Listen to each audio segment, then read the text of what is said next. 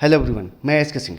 जैसा कि आप सबको मालूम है, नीट पीजी 2023 का काउंसलिंग में काफ़ी डिले हो रहा है। इसी बीच एनएमसी ने कुछ सीटों को ऐड ऑन की है अपने ऑफिशियल वेबसाइट पे। तो ये मैं सीट के बारे में बताऊंगा, जो न्यू सीटें इंक्रीमेंट हुई है इसके ऊपर डिस्कशन करने वाला हूँ। जो ऑफिशियली अपडेट है उसे मैं आपको विथ प्रूफ आपको दिखाऊंगा, और साथ में कौन कौन से स्टेट में सीटें बढ़ी हैं, कौन कौन से ब्रांचेज के बढ़े हैं, कितनी सीटें इंक्रीज की गई है। अभी तक मैं पिछले वीडियो में बताया था कि मोर देन 3000 सीटें इंक्रीज की गई है, लेकिन आज 11 अप्रैल टू 20 अप्रैल में मोर देन 300 समथिंग सीटें इंक्रीज की गई है। तो इन सारे अपडेट के साथ साथ मैं बताऊंगा कि नीट पीजी 2023 काउंसलिंग और लास्ट ईयर काउंसलिंग में क्या डिफरेंस हो सकती है, कैसे आपको अप्रोच करनी चाहिए, कौन कौन से ऐसे चीज़ें हैं जिसे आपको फेस करने पड़ सकते हैं, किस किस राउंड में आपको सीटें मिल सकती है, कौन कौन से राउंड तक आपको रुकना चाहिए। और यदि आप गाइडेंस लेना चाहते हैं, पेड सब्सक्रिप्शन लेना चाहते हैं, तो वीडियो का स्क्रीन और डिस्क्रिप्शन में नंबर दिया हुआ है, साथ में व्हाट्सअप लिंक दिया हुआ, चाहे तो वहाँ से आप कॉल कर सकते हैं। यदि आपको मैनेजमेंट कोटे की सीट, एनआरआई कोटे की seat, normal seat, DNB deemed आपको प्रॉपर समझ नहीं आ रहा है, तो इसके लिए आप कॉल कर सकते हैं। साथ में वीडियो के डिस्क्रिप्शन में ई बुक दिया हुआ है, चाहे तो आप ई बुक डाउनलोड कर सकते हैं, या फिर वीडियो के डिस्क्रिप्शन में आपको कॉलेज प्रेडिक्टर का दिया हुआ है, जो कि वेबसाइट है www.smeducationservices.com। वहाँ से आप कॉलेज प्रेडिक्टर चेक कर सकते हैं कि आपके रैंक पे कौन कौन से स्टेट में आपको सीटें अवेलेबल हो रही है, क्या ब्रांच, क्या बजट जा सकती है, क्या गवर्नमेंट मिलेंगे या प्राइवेट मिलेंगे, सारी चीज़ आपको वेबसाइट पे अवेलेबल होगी। तो चलिए स्टार्ट करते हैं। जैसा कि आप देखे होंगे, ये जो स्क्रीनशॉट दिख रहा है वो 11 अप्रैल 2023 का। इसमें टोटल अगर कॉलेज की बात किया जाए तो 519 कॉलेज थे, यानी कि 11 अप्रैल 2023 को टोटल नंबर ऑफ सीट की अगर बात किया जाए तो 45,337। और इसके बाद एक कल का अपडेट है, जो 521 कॉलेजेस यहाँ पे अपडेट की गई थी, यानी कि 2 कॉलेज को, न्यू कॉलेज को ऐड की गई थी। इस कंडीशन में अगर टोटल सीट की बात किया जाए तो 45,470 सीटें यहाँ पे दिख रही है। तो ओवरऑल अगर बात किया जाए तो ये सीट 20 अप्रैल 2023 को एनएमसी के ऑफिशियल साइट पे ऐड ऑन की गई, यानी कि बढ़ाया गया है। अब बात करते हैं किन किन ब्रांच में क्या क्या सीटें बढ़ी है। आपको ये देख सकते हैं स्क्रीनशॉट। प्रमुख स्वामी मेडिकल कॉलेज जो है,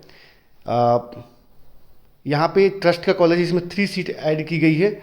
और साथ में आकाश इंस्टीट्यूट ऑफ मेडिकल साइंस जो आपका कर्नाटका बेंगलोर में है, इसमें 5 सीट ऐड ऑन की गई है। अल अजहर मेडिकल कॉलेज, ये भी ट्रस्ट का है, इसमें आपको 2 सीट ऐड की गई है। KMCT मेडिकल कॉलेज जो आपका कालीकट में है, इसमें 5 सीट ऐड की गई है।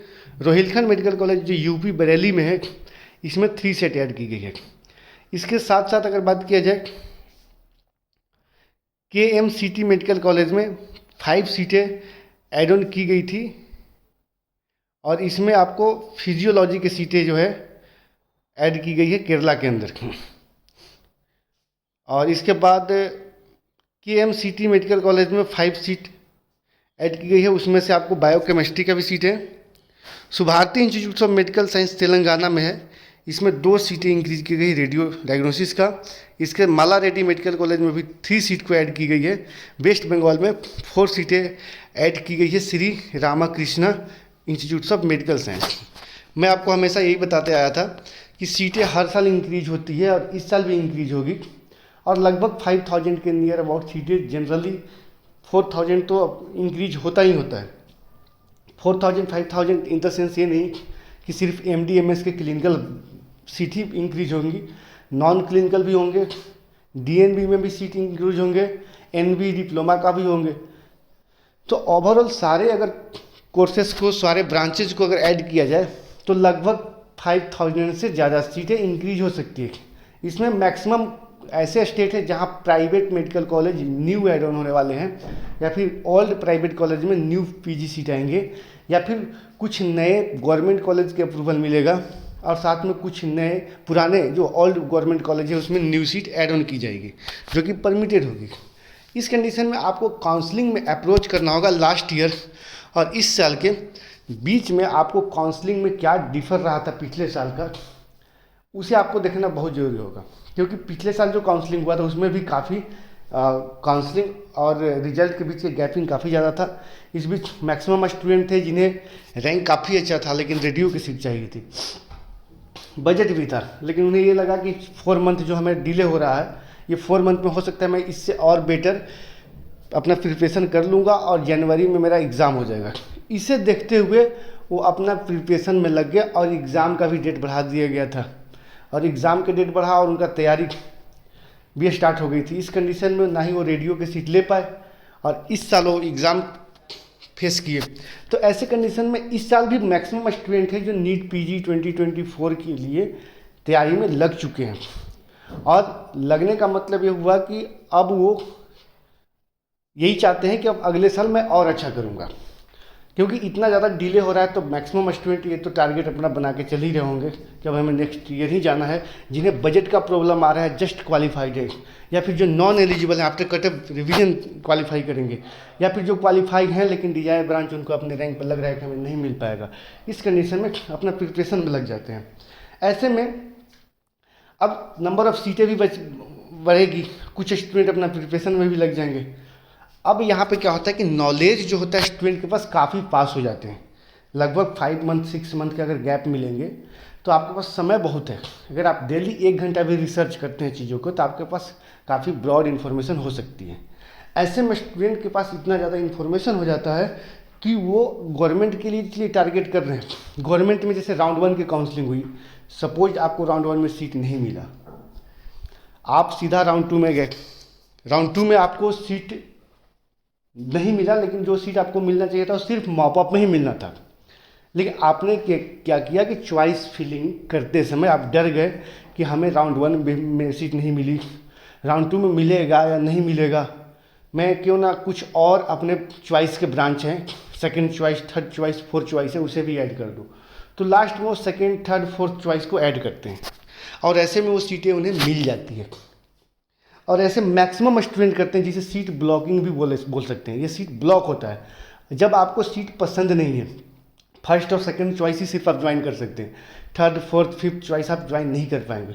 तो आप उस सीट को क्यों चॉइस किए, आपको अलॉट हो गया और वो जो वैकेंसी जाके मॉप ऑफ राउंड में फिर से ऐड होना जाती है।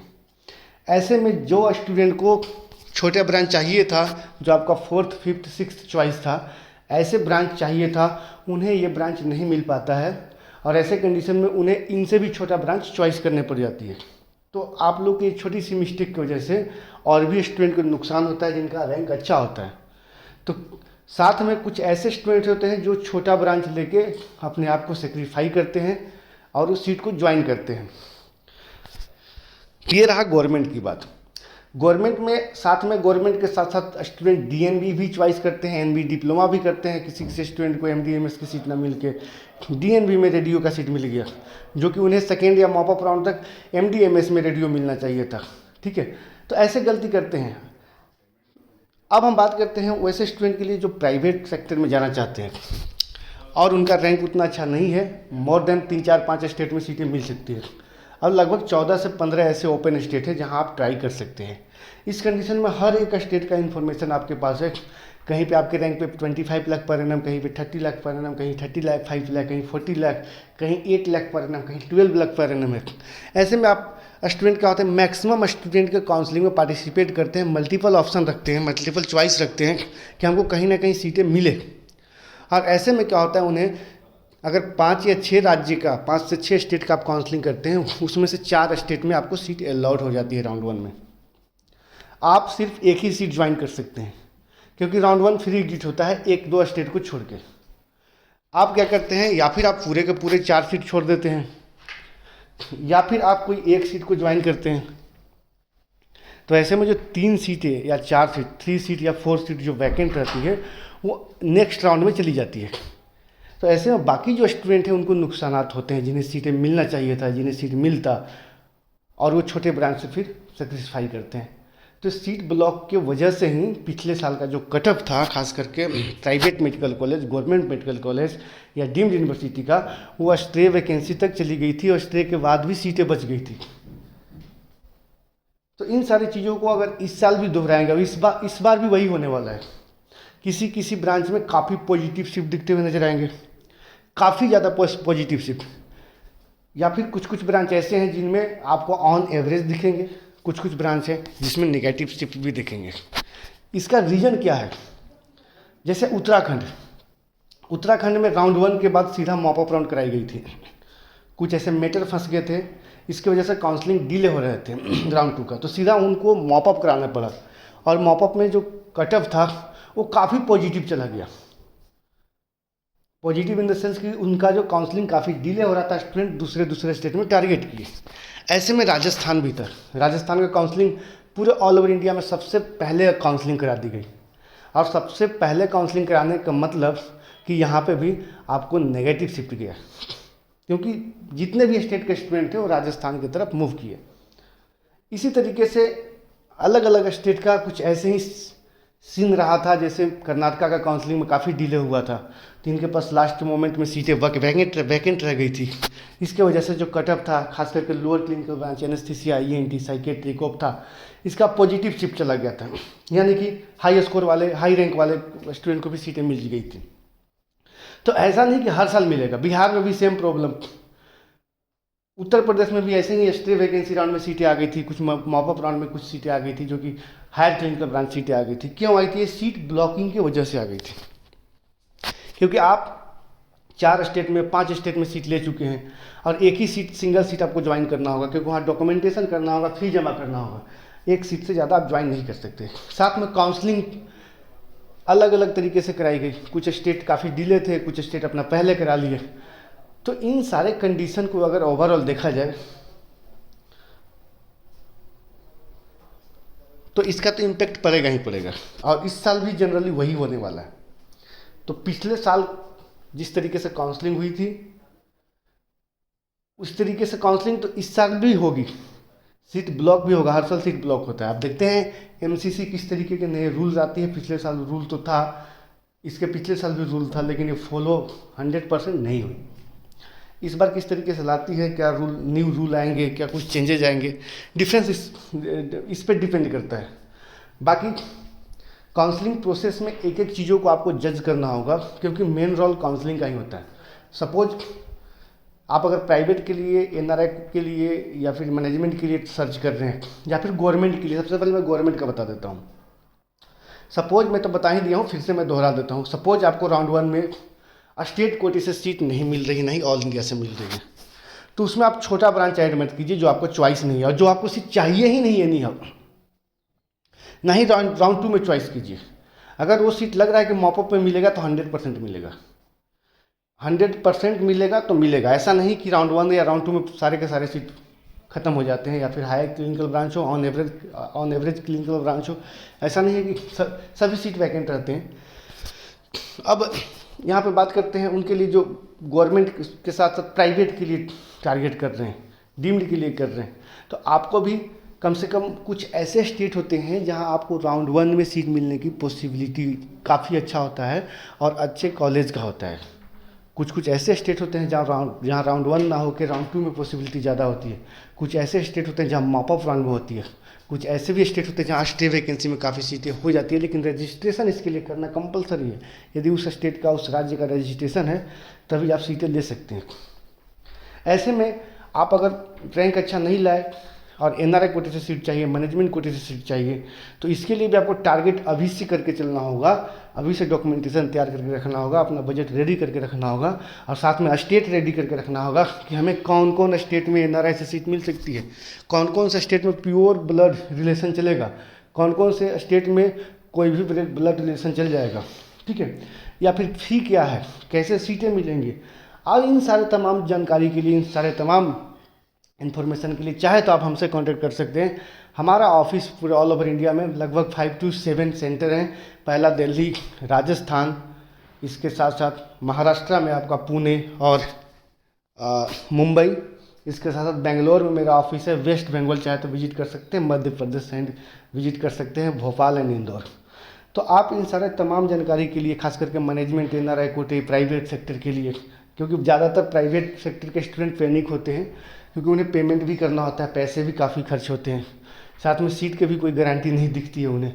तो ऐसे में आपको काफ़ी अच्छा बेनिफिट हो सकता है। या फिर वीडियो का स्क्रीन पे या डिस्क्रिप्शन में नंबर दिया हुआ है, जो स्टूडेंट पेड गाइडेंस लेना चाहते हैं आप चाहें तो कॉल कर सकते हैं। जी हाँ दोस्तों, बाकी वीडियो आपको लोग कैसा लगा कमेंट करके जरूर बताएं, और जिससे रिलेटेड आपको वीडियो चाहिए, न्यू वीडियो चाहिए, मैं आपको अपडेट कर दूंगा। कमेंट करके आप जरूर बताना। फिलहाल के वीडियो में इतना ही। Thanks for watching.